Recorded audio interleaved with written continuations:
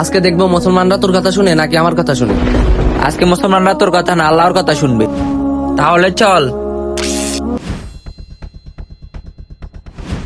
ভাই, আজান দিয়ে দিছে, তুমি নামাজ পড়তে যাবা না?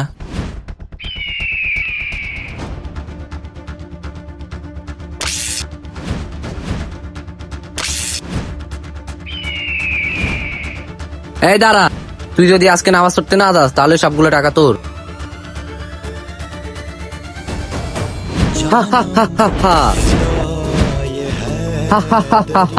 আমি হলাম শয়তানের বাচ্চা, সব মুসলমান আমার দলে চলে আসতেছে।